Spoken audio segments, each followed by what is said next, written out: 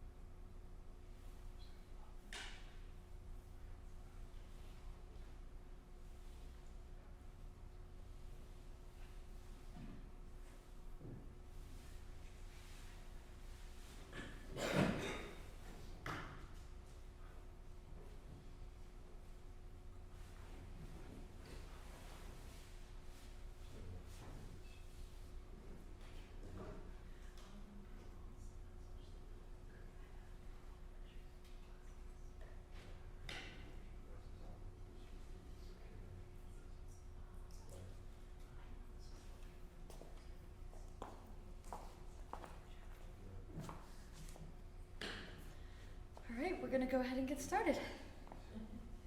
The Whole Body Sings, an affirming approach to exploring your voice. A personal story. My first real voice lesson took place in my first week of freshman year here at Shenandoah University. It was a Friday afternoon, right after my English composition class and before first year seminar. When I stepped into the classroom, I took notice of its size and the view of Jim Barnett Park outside the hall window behind my new teacher. I remember thinking, this is a lot of space for just 2 people.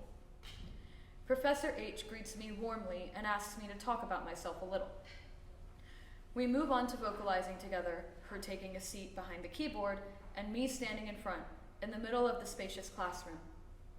She asks me to do some vocalizations I wasn't familiar with, and I felt excited to be singing something new. We spend 20-some minutes singing together while I gradually start to acknowledge the warm feeling in my chest. I'm aware that my heart is beating in the front of my throat, traveling up to my eyebrows. Am I going to faint? She instructs me to reach my arms up to the ceiling during one of these warm-ups, demonstrating first in front of me. I watch her and my hands are suddenly damp. I can't do this.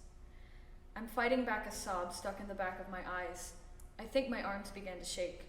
I raise them up anyway because that's what I was told to do. I start crying. She reacts by standing up and stepping away from the keyboard, and I can hear her say something, but I just want to remove myself from this room. That experience shook me up. I didn't know what I did wrong. I didn't want Professor H to believe she did something wrong. My first voice lesson ended in tears, and I didn't understand why. I felt like I needed to understand why. I wouldn't know what really happened until 1 year later when I accepted that I was transgender, and it would take 4 years before I understood this trauma response. I was experiencing what psychologists might call a developmental disruption, and among other symptoms, it left me feeling disconnected from my body. The nervous system. To understand this disconnect from my body, there are a few things I needed to understand about human physiology first, and I still am educating myself on. So let's explore the nervous system. Oh, I skipped a line. One of the key ideas to help me understand what was happening is this. Trauma events disrupts the nervous system. So let's explore the nervous system together.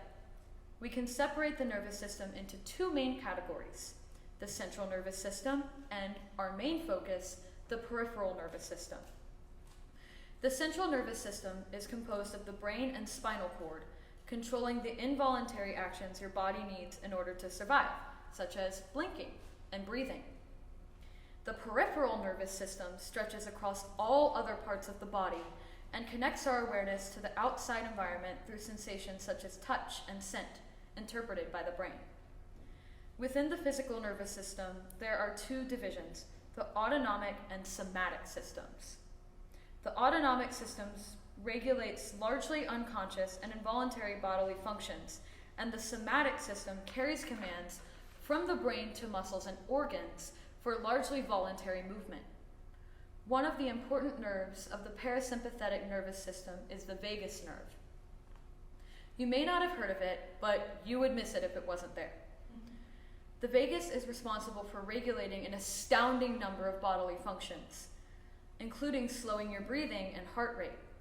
It is the longest cranial nerve, and when I was experiencing the overwhelming stress response in that first voice lesson, this nerve was not functioning in the way that it should. This same nerve is also the nerve responsible for supplying the many branches of nerves that innervate the larynx.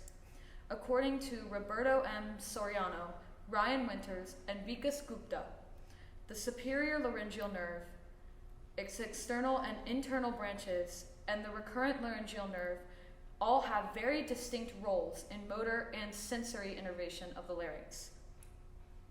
Reducing stress in my own body. The experience of stress in my body was, of course, not limited to only my lessons. It was a long and winding journey to even discover how to reduce some of this stress. I decided the pathway right for me was gender-affirming surgery, and in winter of 2023, I underwent top surgery. Top surgery is the slang vernacular used by trans community for a variety of gender-affirming surgical procedures done on a person's chest. I'd like to share a little of what this experience was like for me in my body. Before top surgery, I experienced my life in one way, in one direction, with very little sense of connection between events. My day began when I woke up, and it ended when I went back to bed. My day was the time I spent in between. Now, post-surgery, my days are connected, and I feel as if I am the same person I was yesterday and last week. When I was in a continual stress response state prior to surgery, I couldn't remember what I ate for breakfast that same day. But as this former stress reality has been shifting, I can, and I have a stronger sense of my likes and dislikes. These stronger preferences gave way to new, stronger feelings, and this surprised me. I found myself reflecting on new ideas, such as, I didn't know that's what feeling is like. I didn't know I'm capable of feeling. I didn't know that's what performing feels like. The physical sensations that came with my performances before top surgery were indicative of a triggered vagus nerve. Sweaty kneecaps, sweaty palms, shallow breaths, faster heart rate, sensitivity to the stage lights. I still get nervous before a performance, of course, but in these past 4 months, I've had more performance opportunities than any academic year collectively in my undergrad career, and I have a plethora of examples to compare my new experiences to the former ones. Here is how I can best describe what was before my experience and with my new voice now. A paragraph I wrote after competing in the Nats Virginia auditions this spring. This first time I felt like my whole body was singing. This is what feeling alive is like. For the first time in my life, I am experiencing new emotions. I am experiencing as a part of my body and not just a response to the environment around me. I'm much more aware of the environment around me in this new present state. I process the trees, the birds, the buildings, the grass, the people as they are right now. I can process my own body and its needs in a single moment and identify my thoughts and emotions. I decided to go through life because I thought I was too scared to end my life. I'm so grateful to have lived this long and experienced this feeling. My voice gives me so much life. I feel alive. My voice is finally part of me. I have power, I have autonomy, I have control.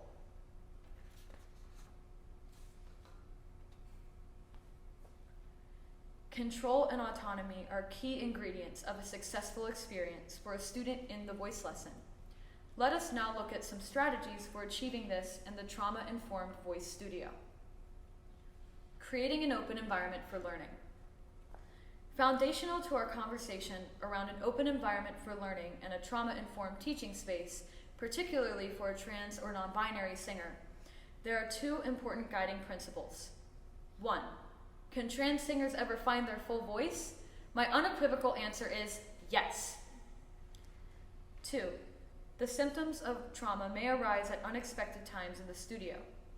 Dr. Peter Levian, in the book Walking the Tiger, writes, symptoms can remain dormant, accumulating over years or even decades. Then, during a stressful period, or as the result of another incident, they can show up without warning. There may also be no indication of the original cause. Thus, a seemingly minor event can give rise to a sudden breakdown, similar to one that might be caused by a single catastrophic event. Having strategies in place for the teacher and student to recognize or manage some of the symptoms of trauma in the voice studio will go a long way in making the studio a more open environment for learning. Additionally, I believe there are 4 key ingredients needed to create a space for trans and non-binary voices: trust, empathy, an open mind, and knowledge. I'm now going to share 2 of the challenges that I have experienced along my journey: gender dysphoria and trauma response. I will describe how each challenge may present itself in the voice studio space and some thoughts about meeting those challenges. Challenge number 1, gender dysphoria. Gender dysphoria is an incongruence felt by a trans individual when their gender identity is invalidated by either internal or external factors. Someone who experiences gender dysphoria may decide to alter their physical appearance. Some possible symptoms of this in the voice studio may include: 1. Releasing unhealthy tension in one place in the body may result in unhealthy tension occurring in another area of the body, resulting in further technical intervention by the teacher rather than creating a solution for improved singing. A teacher asks us to release problematic tension. We agree and try to relax. But what do we do with this tension? Where does it go? In an unaddressed traumatic stress response, it can travel to another part of our body and, thus, disengage that part from our intentional control as well. The trauma can become exposed in the space that was once closed off when we attempt to use it. This also occurs in physical traumas as well. Blunt force trauma to the head due to a car accident might migrate to a leg and cause an uncomfortable sensation that contributes to balance issues when standing. Physical therapy can be used to ease the leg discomfort, but it's not addressing the root problem of the head injury. Medical professionals may be accustomed to this phenomenon when the triggered nervous system behaves in unpredictable ways, but in the studio lesson where this is less common, it may cause frustration for the student and teacher. 2. Clothing may cause restrictive movement or breathing. Someone who experiences gender dysphoria may decide to alter their physical appearance with their choice of clothing. Chest dysphoria, for example, can be felt by transmasculine people who, feeling distressed by the size of their chest, opt to wear a compression shirt or binder in order to alter their physical shape and flatten their chest. These individuals also tend to hunch forward in an effort to minimize attention brought to that part of their body. This can result in patterns in posture that disrupt airflow and lung capacity, which is especially concerning for vocalists. Here are some possible solutions for the student and teacher to explore. Trust.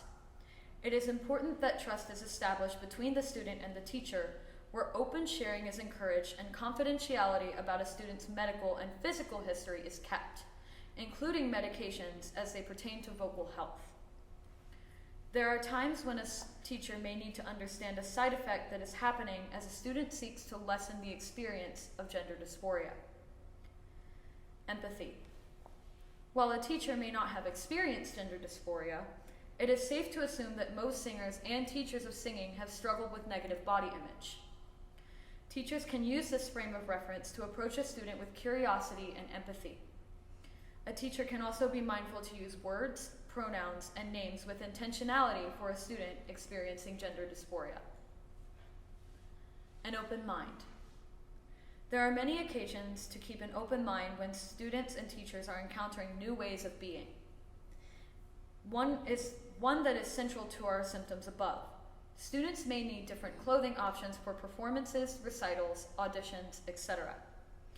Teachers and students alike will benefit from keeping an open mind when considering how to approach gendered standards in the performance world. Knowledge. Student and teacher can both endeavor to educate themselves on gender dysphoria, body image, and their impact on singing and vocal study. As the research and available resources continue to expand, it is important to remember that continuing education is key. As noted by the National Women's Law Center and other LGBTQIA+ rights organizations, there may be financial barriers for LGBTQ+ students in the studio that may prohibit them from taking advantage of conferences, publications, and other access to information. Armed with that knowledge, a teacher may be able to help share resources or find other means of helping their student gain the information they need to succeed. Challenge number 2.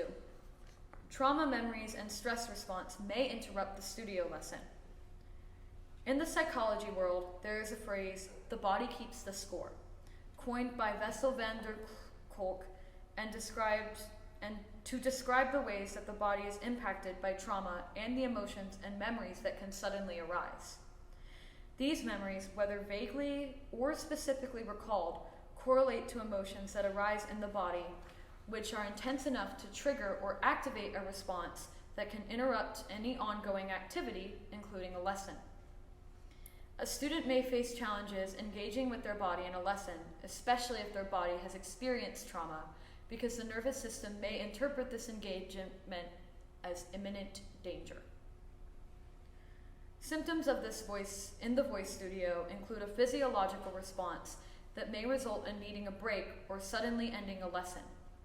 Often a student may not be able to articulate what is happening, and the teacher may feel unsure about what to do or how to make space for the student's emotions.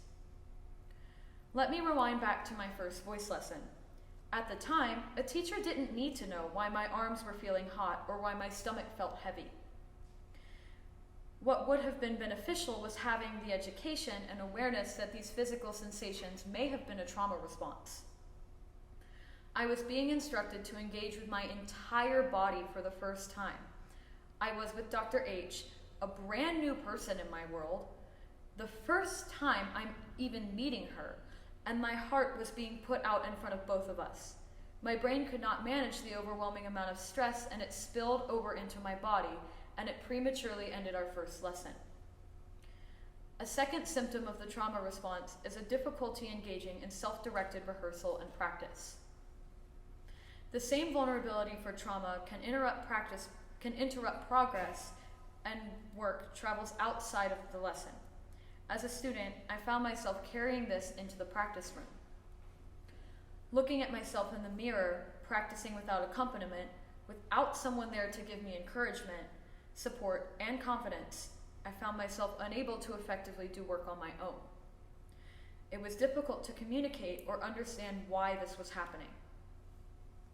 Here are some possible solutions for the student and teacher to explore when encountering these challenges. Trust.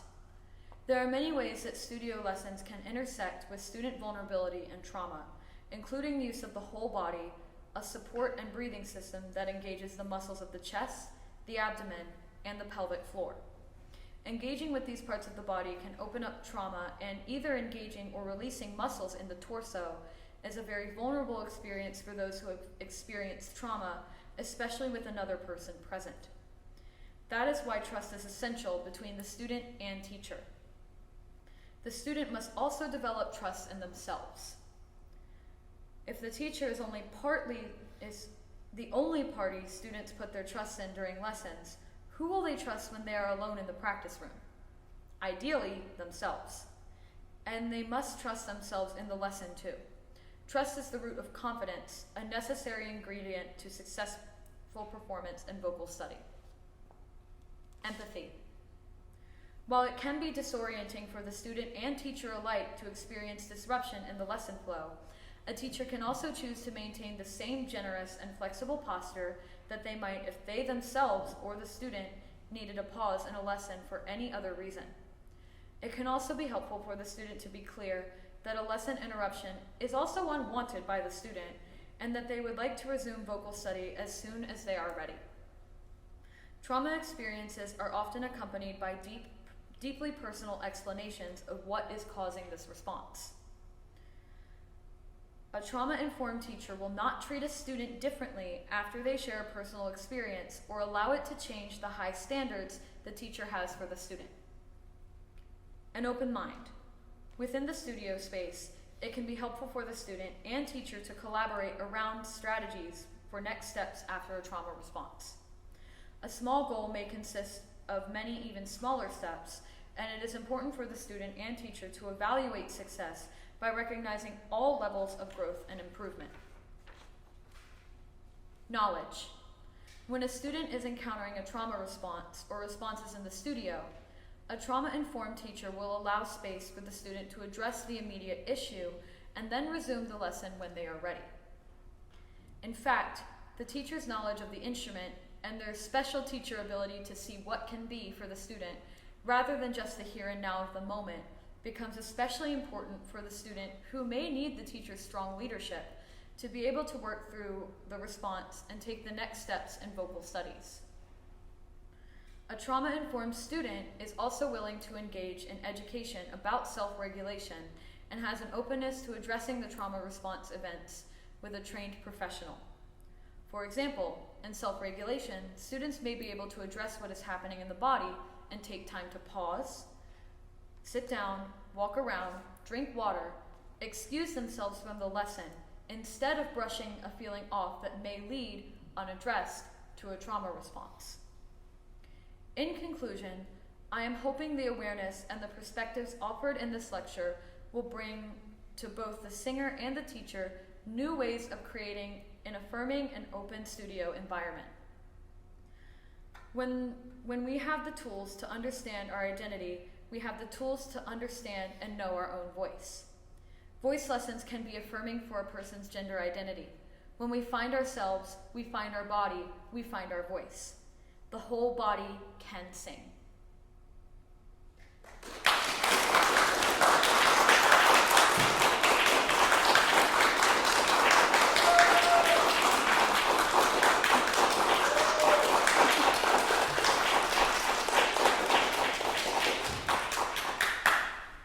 This concludes the lecture portion of Fox's recital. We will now take a 5-minute intermission to reset this room.